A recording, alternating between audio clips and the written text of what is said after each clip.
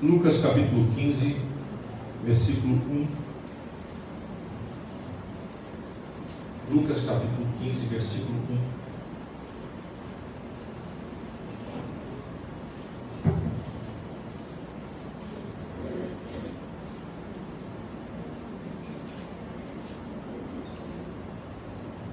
O texto está aqui na tela, você pode acompanhar. Nova versão transformadora, Lucas capítulo 15, versículo 1 a 7. Diz assim: cobradores de impostos e outros pecadores vinham ouvir Jesus ensinar. Os fariseus e mestres da lei o criticavam, dizendo: ele se reúne com pecadores e até come com eles. Então Jesus lhes contou uma parábola.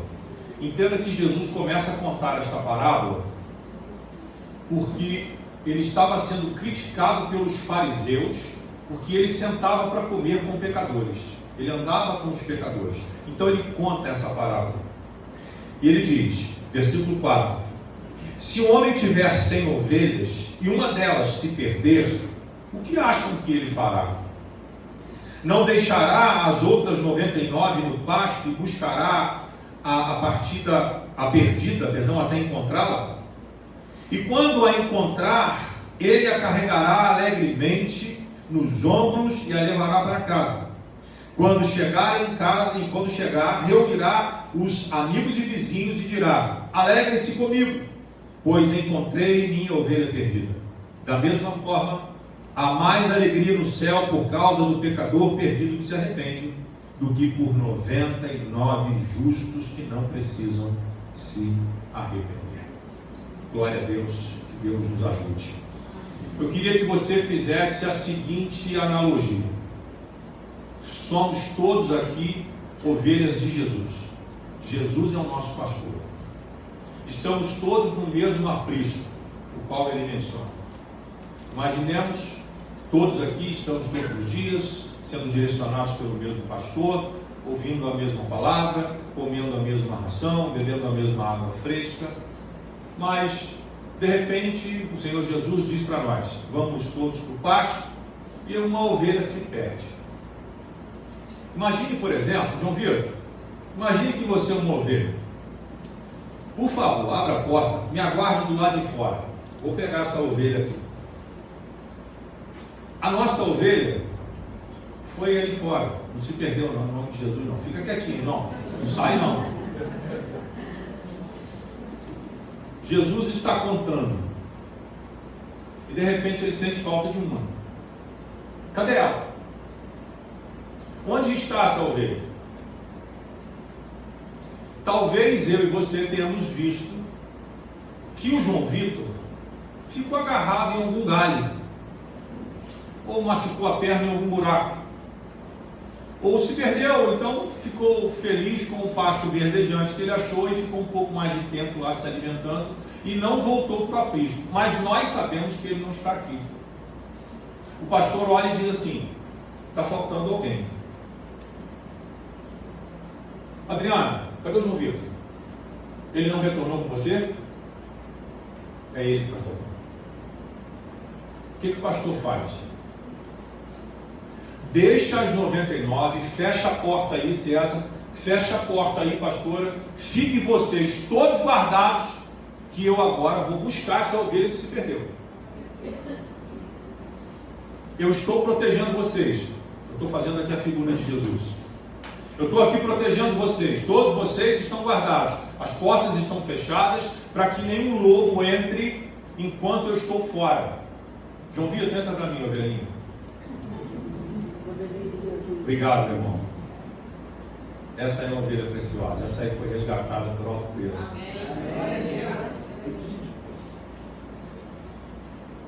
Jesus vai lá fora buscar a ovelha.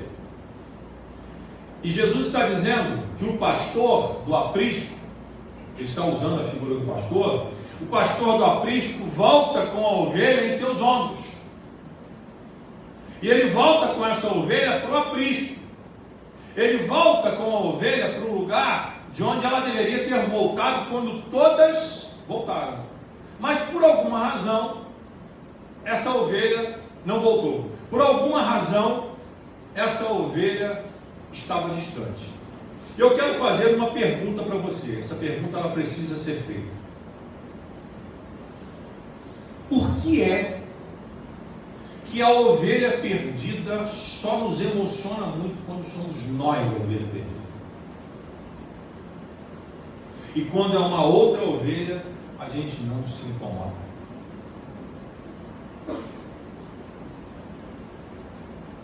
É esse silêncio que é bom para a gente pensar.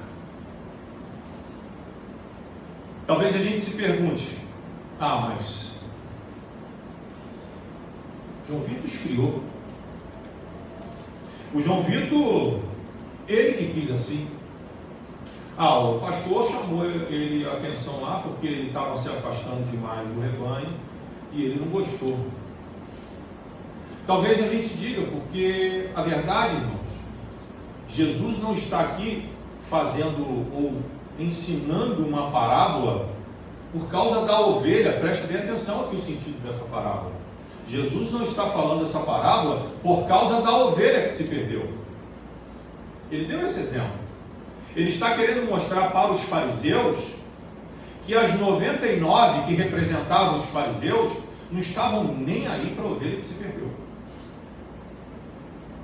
Como Jesus sempre se referiu aos fariseus, raça de víboras, bando de hipócritas.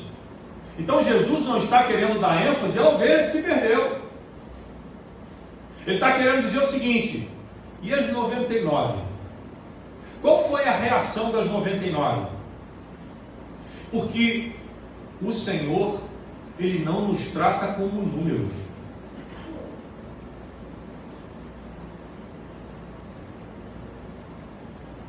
Eu não gosto, e eu aprendo isso com Davi.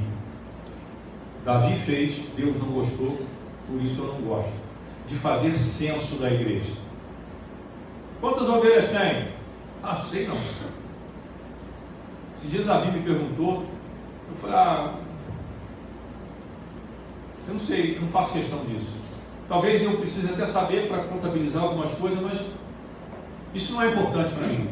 Deus não olha para nós como números, mas nós tratamos as pessoas como números. Igrejas que você vê, vamos fazer a campanha dos 10 milhares, vamos fazer a campanha de tal número. Irmãos, número para Deus não significa nada. Eu não sou um número. Eu não sou como um paciente no hospital. Você vai visitar um paciente, o que você faz? Paciente do número do apartamento ou da enfermaria tal, leito tal, o nome, depois a gente vê. Igreja não é hospital.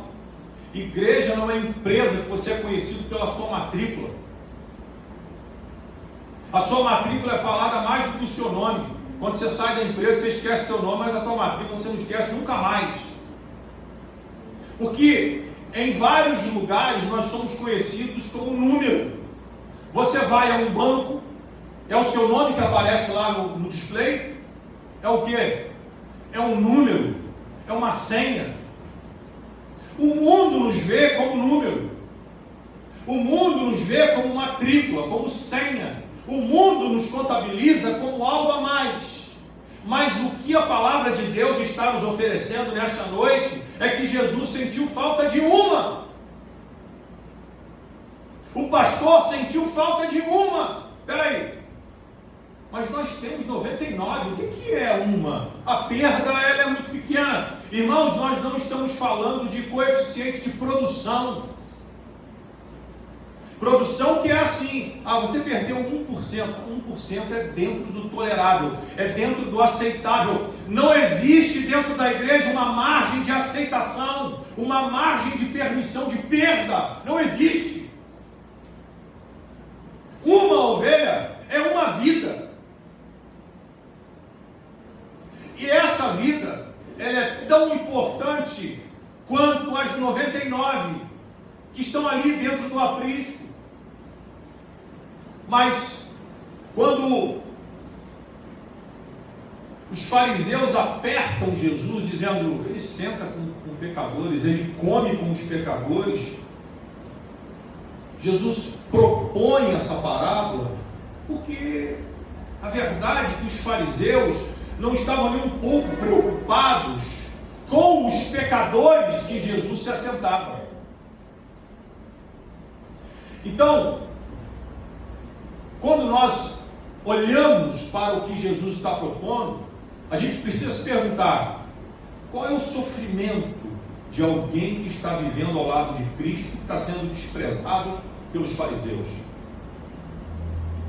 Qual é o sofrimento de uma ovelha que se perdeu? O que é que o João Vitor estava vivendo lá fora? Frio, fome, sede, medo. Mas nós estávamos aqui seguros dentro do aprisco, o pastor estava presente, todas as ovelhas estavam aqui, tinha comida, tinha água, estávamos todos protegidos do sol, da chuva, não tínhamos medo de ser atacados pelos lobos. Então Jesus está dizendo o seguinte: fariseus, a questão, a proposta dessa parábola não é sobre a ovelha perdida, é sobre o que vocês estão pensando dos pecadores. É sobre o que os fariseus estavam pensando daqueles que Jesus sentava para comer e falar do amor de Deus. É isso. E aí nós pegamos o exemplo de um pai e de uma mãe. O filho pode ser a pior figura, mas para um pai e uma mãe, filho sempre será filho. E aí o que nós que estamos de fora falamos? Abre mão. Não quer nada. Bota para fora. Tem que tomar vergonha na cara. Mas pai e mãe apostam que o filho vai ter a transformação até o minuto final. E nós, como os fariseus acusando Jesus de sentar com os pecadores, somos como aqueles que olham para os filhos que tiram o sono dos pais, e a gente critica os pais, mas não somos nós. Mas e quando chega a nossa vez como ovelha perdida? E quando chega a nossa vez que o problema está dentro da nossa casa? Não, aí eu olho de forma diferente. Porque agora é comigo. Porque agora o problema está dentro da minha casa. Não, aí eu preciso da misericórdia da igreja, eu preciso da misericórdia do Senhor, eu preciso do perdão. E uma coisa que é para nós pensarmos: quanto mais perto nós estamos de Deus, mais nós vamos perceber a ausência das pessoas. Porque o afastamento de Deus gera frieza no nosso coração e a gente não percebe nada. A gente não percebe quem falta, a gente não percebe quem está distante, a gente não tem compaixão daqueles que falharam em algum momento. A minha pergunta para você é: o quanto tiveram de paciência com você e comigo, quem estava nos evangelizando? Quem estava falando do amor de Deus para nós, olhando a gente fazer algumas coisas e a gente escorregando, deslizando na fé. Serve para a gente pensar quanto nós estamos tendo de paciência com as pessoas. Então, repito, eu preciso frisar isso: a questão não é sobre a ovelha perdida, é sobre a crítica ao que Jesus faz por causa da ovelha perdida, o que o pastor faz por causa da ovelha perdida. E aí nós gostamos dessa parábola, porque achamos ela bonita, interessante, é uma parábola de cuidado, do amor de Deus, mas o egoísmo distorce a leitura da graça. O egoísmo que nós vivemos distorce completamente, e nós começamos a criar argumentos para justificar o injustificável. Nós queremos argumentos para justificar e colocar a ovelha perdida à disposição do diabo. Quando a gente declara, tem mais jeito, ou quando a gente diz, Escolha. O mundo decidiu assim. Escolhas pessoais. Fraco na fé. O nosso egoísmo, irmãos, nós somos egoístas. Naturalmente, isso é a natureza humana. Se nós não cuidarmos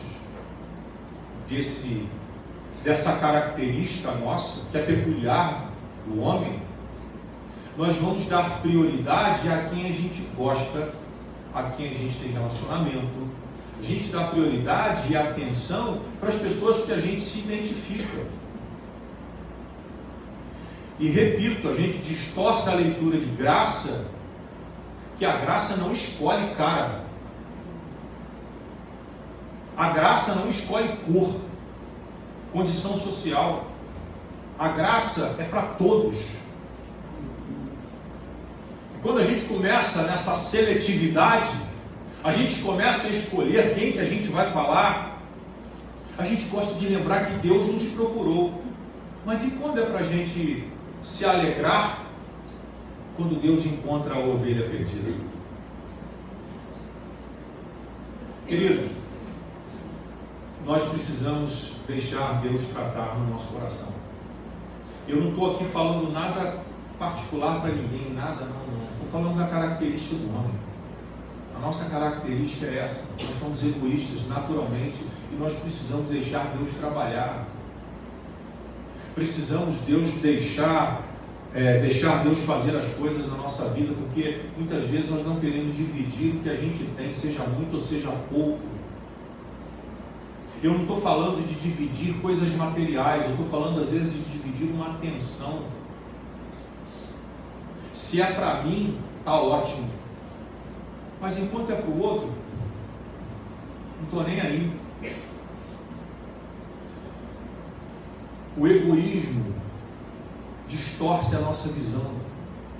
O egoísmo nos afasta de Deus e causa em nós frieza espiritual.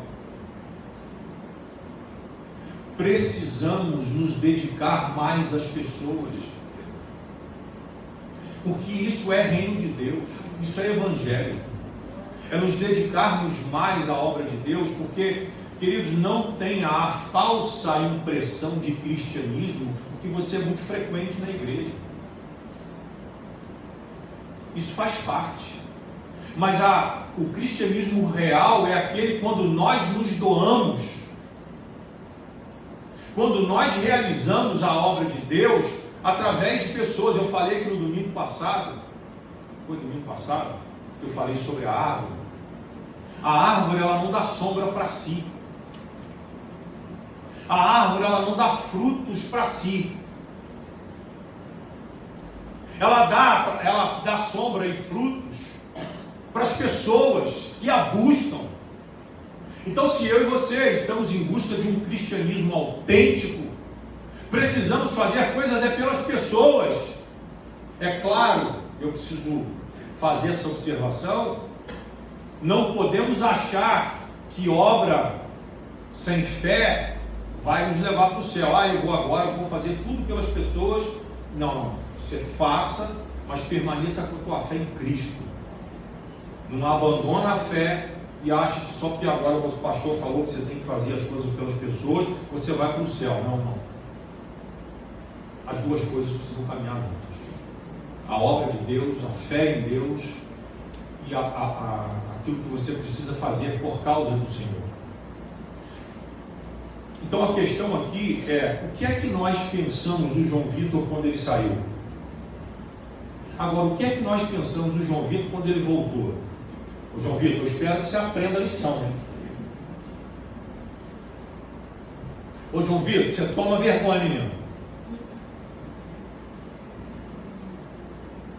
Ô João Vitor, agora o negócio é o seguinte: agora vai ser assim.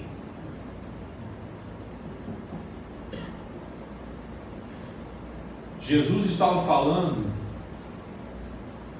das 99. Jesus estava nos trazendo a reflexão sobre quem ficou. Aí a gente se lembra de quem? Do filho pródigo. o filho pródigo, a parábola do filho pródigo. Jesus e suas parábolas. Um sai, se perde, gasta todo o dinheiro que tem. E quando ele volta, o que o mais velho faz? Se revolta. Ele se revolta dizendo: esse teu filho, ele não é digno de ser colocado uma sandália nos seus pés e um anel no seu dedo. Porque eu estive com você o tempo todo, mas ele te abandonou. Queridos, a questão aqui não é sobre o filho que foi para o mundo. Jesus novamente está propondo uma parábola para mostrar para os fariseus e para nós, igreja moderna, que o problema é com quem fica. Sabe por quê, irmãos? Porque quem sai por algum momento, por favor, não pegue essa palavra para justificar alguma decisão sua, mas quem sai por algum momento é o Senhor quem cuida. Mas os que ficam criticando, apontando o dedo, como é que Deus vai cuidar do coração? Então Jesus está propondo essas duas parábolas, dizendo o seguinte: tome cuidado, você que ficou, cuide do teu coração para que você não se torne um fariseu, para que você não seja um crítico, porque quem saiu voltará. E quando ele voltar, nós vamos ficar com cara de bobos, porque quem fez a obra o tempo todo foi o Senhor. Quem cuidou o tempo todo da ovelha perdida foi o Senhor. Enquanto a ovelha estava lá com medo, talvez com frio, não sei quanto tempo, isso aqui é uma parábola, mas eu lanço mão dessa ideia. Talvez ela estivesse sentindo frio, fome, sede, medo, e o Senhor estava cuidando dela. Enquanto nós que estávamos aqui dizendo: Adriano, por que você não amarrou o João Vitor? E não trouxe ele, Adriano? Tereza, você estava do lado e não fez nada também, Tereza?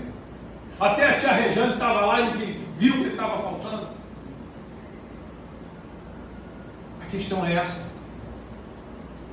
A questão é o nosso comportamento. Porque esse tipo de comportamento nos afasta de Deus, irmãos. Esse tipo de comportamento nos afasta da graça, distorce a nossa visão de graça. Porque a graça para nós passa a se tornar algo seletivo, condicional. Graça não é nem seletiva e nem condicional. Nós fomos alcançados. E somos alcançados todos os dias. Deus não está nem aí se você tem cabelo, se você não tem, se você é alto, se você é baixo, se você é branco, se você é preto, se você tem dinheiro, se você não tem.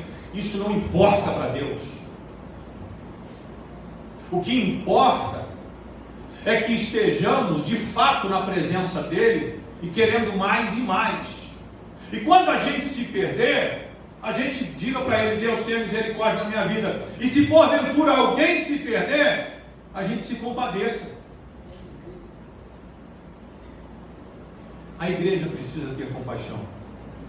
Queridos, guarde o que eu vou te falar, isso é muito sério. Eu posso pregar a maior verdade, mas ela não ter um pingo de misericórdia. O que é que vale para Deus? Claro que a verdade é o que vale para Deus, mas uma verdade sem misericórdia, ela é morta, irmãos.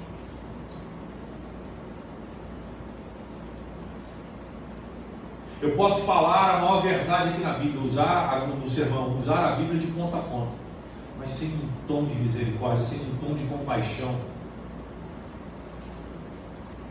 Quando tudo der sinais de que a gente tem que ser, eu estou falando isso por mim, tá, irmão? Não estou falando isso só por tua causa, não.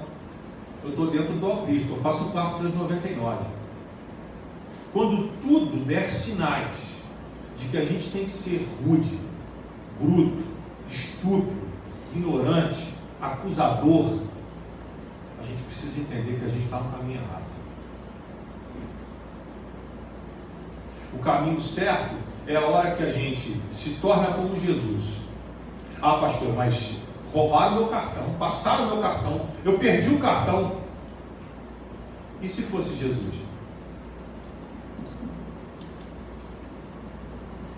Jesus olhando para os seus acusadores, para os seus detratores, seus algozes, dizendo assim: pai, alto lá, que isso, vocês estão malucos? Eu sou filho de Deus, vocês vão querer me crucificar? Pode parar. Ô Pedro, dá um jeito nesse negócio aqui. Ô Pedro, pega aquela espada que você cortou a orelha do soldado lá no Getsemane e pega esses caras aqui. Esse não seria Jesus. E essa não é a reação de um cristão. Diante dessa história que eu te contei, eu me fiz essa pergunta: o que eu faria?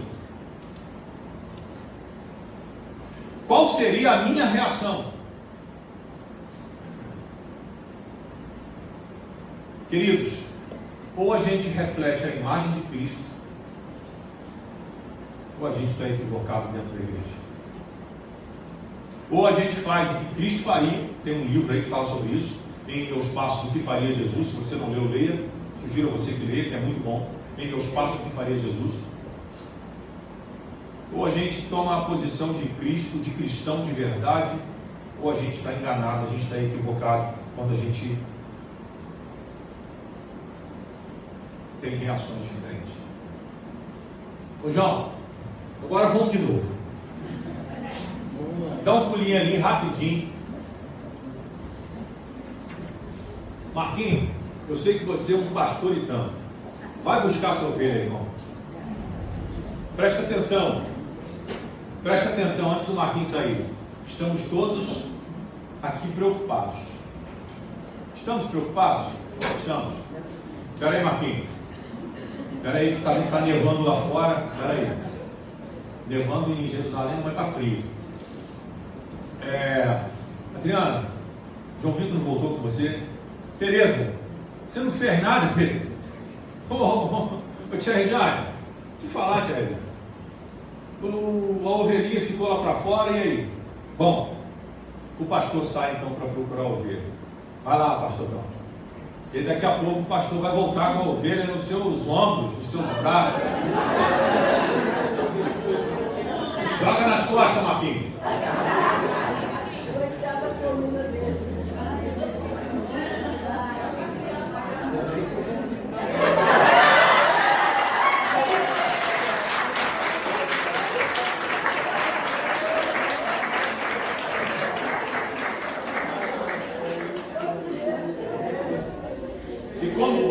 O que ele faz? Senta aí do lado da tua esposa.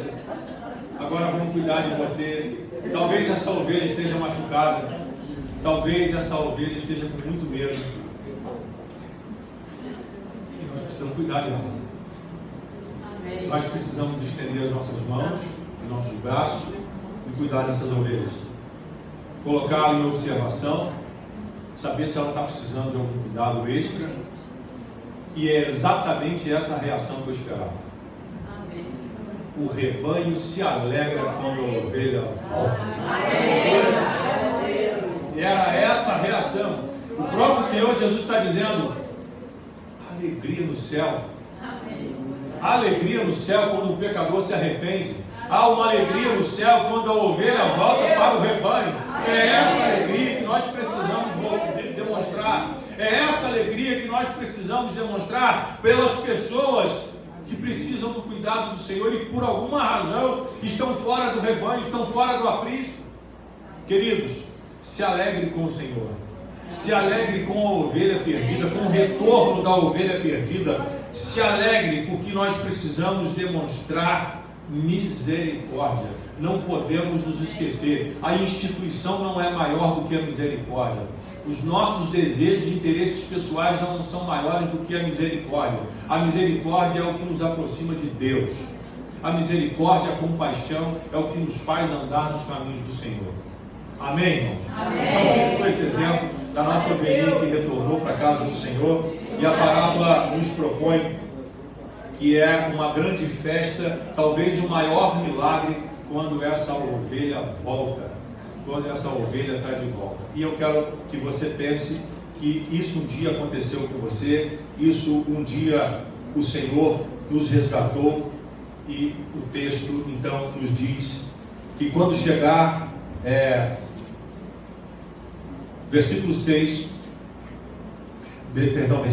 da mesma forma, há mais alegria no céu por causa do pecador perdido que se arrepende, do que por 99 justos que não precisam se arrepender. Então, irmãos, Jesus está dizendo para nós: se alegre, faça festa.